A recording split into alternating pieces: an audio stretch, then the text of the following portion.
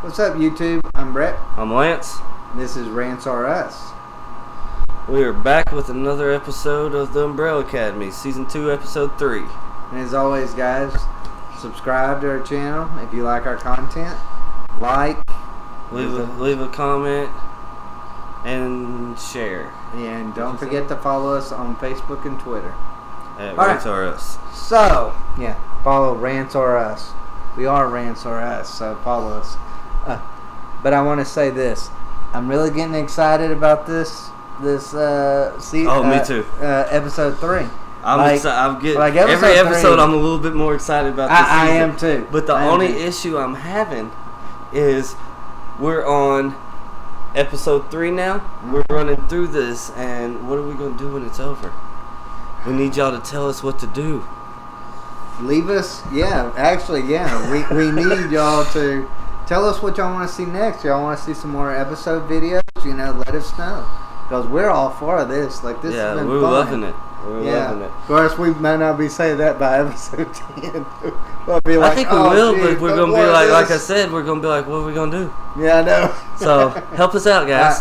But I thought this episode started off pretty good because it actually told how Klaus got his cult. Yeah, it started out when he first got stranded in 1960. He got sugar mama. He got thrown out of the restaurant because he couldn't pay his tab, and she helps him up. He sees a diamond on her hand. And he's like, "Oh, thank you." Yeah. And starts buttering her up, and next thing she knows, she's like, "Come with me." And she pretty much, in my opinion, from the way they made it look, bankrolled his cult. Basically. Okay, I have a few problems. with that. He used Ben as a means of making himself look like a god. Making himself look like Jesus. Yeah, and Ben's like, okay. So, why didn't he do this a long time ago? Well, he couldn't because he was on the drugs and stuff. He couldn't interact with Ben. He wasn't able. Remember in season 1 it shows he wasn't able to tap into his full potential of his powers until he got sober. Yeah, but don't you think that's kind of a dumb excuse? Well, he's a drug addict. They're not smart choices. Well, I get that. I'm not debating whether his life choices or that, but I'm talking about the explanation. No, I don't think so. Because look, if your mind's not in the right spot, how do you focus on tapping into your full power? Fair enough. If I'm drunk or a drug addict, I'm not going to be able to reach my full potential, which I still don't know what that is. I'm 33 years old, 34 years old. We'll find out maybe. But so I feel like actually it's a good reasoning to me because fair enough. I'd let that one slide. I think that's a little deep way of thinking though. You got to really look at the full picture. But see, I'm kind of maybe that's their way to reaching some people that are going down a path like that. Hey, don't do drugs because you'll never reach your full potential. See, I do have a little bit of a problem with Klaus in this regard because Klaus is all about all of that stuff. He's about the drugs. He's about the having. See, I actually like him better when he's sober. But see, he's all into this. He starts a cult. He gets everything he wants, and then all of a sudden he's like, "No, I don't want anymore." But that wouldn't be such a problem with anybody else. But that is bored. Instinctively him. He got bored, He got bored with it. Klaus is all into something for a short period of time, and he's like, okay, what next? Yeah, but you see what I mean? I kind of feel like to me, kind of Ben with Klaus is kind of like his Jiminy Cricket. Yeah, it's his conscience kind of telling him, "Hey, man, we're not doing right." And so, wouldn't that be kind of funny if you find out that that's actually the case? That Ben's not really there, but it's just. But then in the trailer it shows Ben fighting, so I don't know. But I think that would. But that would have been a kind of cool little twist. That would have been. You're right on that one. But at the same time, I kind of feel like that maybe lessened Klaus's character a little bit because what is Klaus gonna do other than be Klaus? He's not gonna be. It's not like he's gonna go and be like, okay, I'm not gonna be this way anymore. No, that's just instinctively him.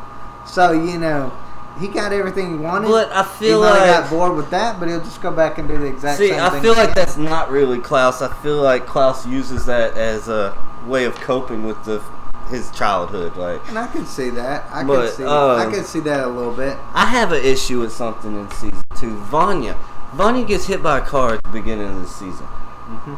I said season 2. I meant episode 3. Mm-hmm. But she gets hit by a car. This family takes her in, nursing her back to health and all this. And what does she do? She has a dream about the whole thing that happened, her blowing up the world. Yeah. She gets up in the middle of the night and steals this family's car. Yeah, just takes off. Yeah, I didn't really kind of get the whole stealing and the car. Then she comes up on the milk truck that's broke down, and she's like, oh, and the assassins try to kill her, and yet they fail yet again. They are horrible shooters. Like, they're in a cornfield, they're in straight rows, and I feel like they would be horrible farmers. Because imagine what the rows would have looked like. This is back to my point yet again. You're pointing straight. This is back to my point of their incompetence yet again. This is the third sibling they have tried to kill and cannot kill. Yeah, how are you an assassin? You have failed to kill anyone except yet again an old guy sitting on a park bench. Basically, they didn't even try to run. Like, that's basically. I'm almost kind of at this. They can't hit a moving target. That's what it is. I'm almost kind of shocked that they even hit him. Like, you know. Maybe they would have been, but it was like a scatter gun, wasn't it? Yeah. Well, I mean, you know, it's just like, it's like they have like a straight shot, and then they're like, boom, boom, boom. But it don't show them hitting in the cornfield. When she gets scared, Vanya gets scared in the cornfield. She's like, oh, my powers are back. Blows up the cornfield. And then she hid. What are you scared of at this point? Also, didn't really quite understand that aspect of it, because she's in that spot, but then she acts shocked when she goes back to that spot. Yeah, I don't know. Like, what happened? I didn't really understand that. And is she the one that's responsible for crop circles? That's what I was kind of thinking, because when 5 comes and gets her and they leave, they walk through the crop circle, and he's like, it's impressive, huh? And another thing he says that didn't make sense to me is, oh, it's nice to see that your powers are still intact. Why would you want her powers to still be intact if she's the reason for the world ending? Yeah, she just literally blew up the moon. Literally blew up the moon, but you're glad she still has this kind of powers. Maybe you should be glad if she learns how to control these powers, not just the fact that she has them and uses them when she's scared. Oh, I know. I mean, I kind of feel like they treat Vanya with kid gloves a little too much. I kind of feel like they need to. That's like him telling her what happened. You blew up the flipping moon. That's like him telling her what happened without telling her the whole story. He left that part out. He was just like, oh, the moon, an asteroid storm, kind of like what wiped out the dinosaurs, but on a much larger scale. So he didn't say you caused it. Yeah, and I kind of felt, but I just kind of feel like he was in the wrong for doing that. I felt like Luther was a little bit more honest with her about specific things. Kind of, but he was just like, I failed you, that's why it happened. He still didn't tell her what she did. Yeah, good point. I mean, you know, but at least, you know, he was at least treating her like an adult a little bit more. You get what I mean? Like, that's the way I just kind of felt with him. Maybe a little bit. I just kind of felt like that. But how is number 5 is usually a dick. I can't believe he wouldn't be a dick about how is 5 gonna treat someone with like they're an adult, but he's like 11? Because he's actually older than they are. I guess because he's like 45, you know, now. Yeah. So I mean, you know, which they say he was like up there for 45, so he was what, 55 or something. When he came back, and I didn't understand. I don't know him taking her with him. What was that gonna do exactly? Yeah. But and then Luther. You know, we go to Luther in this episode. He goes to Jack Ruby, and asks him to track down Allison. Which to me is kind of stupid, because if you really love this woman this much, do you want the mafia knowing where she lives? Yeah, that's what I kind of felt towards it too. And another thing, I love the part where he's jogging. Yes, he's jogging and he thinks that was coming up to that. He's jogging and all these kids are running by him like he's Rocky. Yeah, I know. And then he thinks he sees Alice and he trips and the kid's like, dipshit. Yeah, I know. And he's like, carry on. Yeah. that was funny to me. But see, I like Luther. I like Luther a lot better. I do you know, you're starting to see his personality a lot more. They didn't really show you much with him. No, it's just like season 1. Season 1, he just always was like, "Oh, I'm done with this. I'm done with this. I'm leaving." That was all he really said, or "I love Allison," or something like that. And speaking of Allison, she goes and she sees her husband in jail or whatever, and she's leaving, and the guy's like waving to her, and he has the hello and goodbye tattoos or whichever way. And she's like, "Where'd you get those?" And he's like, "All of the children of the prophet have these." And she's like, "Well, does this prophet have a name?" Well, then she goes and finds Klaus. How did she not know that Klaus got those tattoos because he was following a cult leader, though? Who was Klaus following? Well, that's what I'm saying. Like, you know, he had those. How did she not know he got those? Because he was a follower. Well, because of it as well. Later on down the road, like, you get what I mean? Like, I do get what you mean. That's an excellent question. You know, that's something to think about. But I'm glad she was able to track him down. So she tracks him down, and she's telling him that she got married and all this. They're all happy to see each other. Yeah, I'm so glad you're here. But when they reunited in season 1, they were like, "Oh, can we get this over with?" Yeah, you know, I swear. Like they say in season 1. And this is kind of interesting to me. We only come together for a funeral or a wedding, and she's the only one that's ever been married, as far as I can tell. But anyway, twice now. Yeah, I feel like she's gonna be. I feel like where this is probably gonna go is she's gonna go back into Luther's arms just so that she can probably go back to another guy. That's probably the way I kind of feel towards it. That's going to probably go into season 3, season 4, season 5, and so forth. I swear at some point he's got to quit being her rebound and be like, "Look, woman." He's a rebound guy. I can almost assure you he's probably going to be a rebound. So then she tells him she got married, and he's like, "Oh, you're married. Blah, I know. Blah. What the heck? Who is this psychopath? Yeah, I know. They got to be crazy to marry you." Well, I know it's kind of what he said to her. Well, I know that. I know her husband's kind of got to be like, who are all these weird brothers that are just all of a sudden showing up? Weird brothers of yours. Yeah. And so, then he finds out, "Oh, I knew you. What's your husband's name? Oh, I know him. We did time together." Yeah. And so then she goes about her business. She goes back to doing the sit-in or whatever she's going to be doing. And Ben and Klaus go and bust him out of jail, basically. I don't know how that cop had the power to just be like, "Hey, we're going to let this guy out." I didn't really understand that either. You brought that point up to me. Yeah, that was actually like a funny part. I enjoyed that part. I guess I liked that part so much because it was something Ben was doing. Like, he had a part. Yeah. You know, it made him a part of this episode. You know, because I was even really kind of questioning whether Ben was really there or not, you know, until that moment. You know, I started to wonder that too, like we talked about a little earlier, about maybe he was just a subconscious of Klaus, but... Which I kind of wish that was... I kind of wish they had done that now that you said that. You kind of won me over with that. At first I was like, what? That don't make sense. It makes perfect sense. That would be kind of really... I mean, he's a crazy guy. Like, you know, that would just fit good with him. But overall, I mean, I think... This was a really fun episode. Like I was, enjoyed and even like the interaction between Diego and Lila, that they have like a really weird romance. They really do. He's like, she doctors him up, so he thinks he means something to her. So he tries to kiss her. She punches him, hits him with a cane or something, and then she has sex with him. You know what? I know you were telling me a little bit earlier you were a little bit suspicious of her. I am very suspicious. I was not suspicious of her, but then now we know.